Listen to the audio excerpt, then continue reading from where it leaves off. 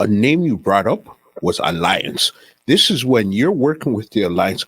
Where were you when everything started to go left with everybody now, with Cartel, Bounty, Mafado, and every? Where did that leave you now as a producer?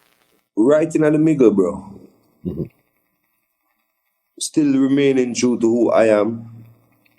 Who want to stop work with me because me I stay true, them stop. But them still have to start back. Because you stay true, you going to be true. And when a man go through what them a go through and realize who is true, everything come right back true. For sure.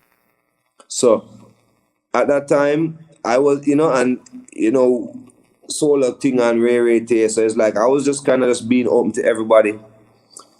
At that time, I was still, I still get song from Kartel, you know what I mean? But never get a song from Vada still. Mm-hmm. But we still link up. It's just timing never connect. No man never there all hard. And so at the time of the Alliance, I was right in the midway, bro. And I was, you know what I mean? At the same time, I saw what was necessary. I saw what people were trying to do. It's just that people were just doing it the wrong way. Mm. You understand? Because remember, I was there for the Alliance song. I was there for the Alliance Cure Them song. You know what I say? It's like I visit Cartel's studio after him and Killer them kick off and hear the talk them. You know what I mean? It's like we're there. I mean, also see that man and man, they still always have mutual respect. So at the same time, I kind of just realized that it's a path people was choosing in terms of their business and their brand. Mm-hmm. But right now, the big light, man, it started when, in my opinion, it started when, of course, I witnessed an episode whereas I feel like, Kartel was asking Killer for some strength or something and get the wrong reaction. And it was in front of people. And, from there, I just, you pick up a different demeanor and how he was moving and viewing the whole situation. And, to be fair at the time, I mean, as I say, everybody know them too, and you know what I mean? This is history, it is what it is. I feel like even the general himself has grown from that point and understands it. Your son's gonna grow up to be kings, and at some point you have to go decipher how you gonna treat your son now that he's a king. Mm-hmm.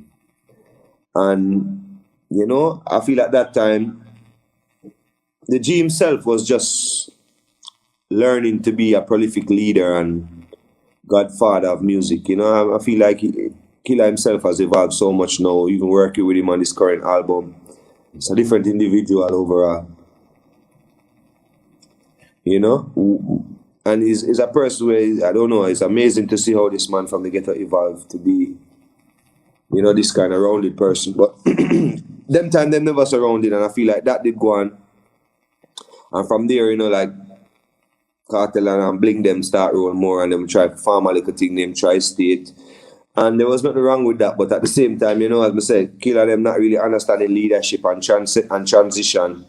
It was supposed to be one alliance and book back, you know what I mean? And then also there was people who Killer was trying to have under one umbrella who wasn't necessarily taking tea. I say I don't know them and Kartel them never really into busy at the time, and because of that whole situation, Killer them there forced the unity. And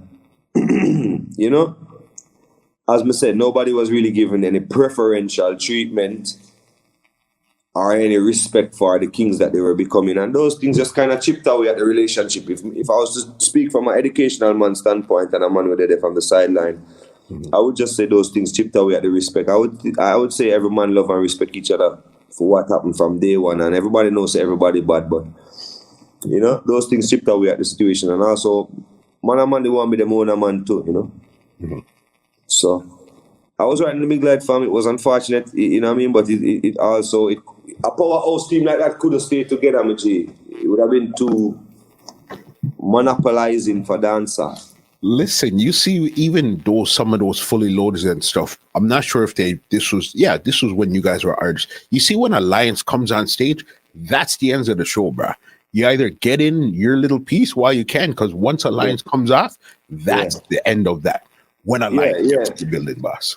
And it was a beautiful thing to see, though. As I said, we here in dancehall, we create so many brilliant trends and brilliant movements, and sometimes them too brilliant for even our minds to manage. We need like a structure, you know, and that's just that. And I just hope our structure and dancehall can grow, because those kind of vibe and that aura and energy that was created through that kind of vibe, it is priceless, and it's what help elevates our genre. And I mean, on this King of Kingston album we're working on with Killer, there's a lot of that though. So, all right, you know what I mean? One thing we can say is that the alliance the intention was pure, is to unify music. This podcast is brought to you by www.twolinedmusica.com.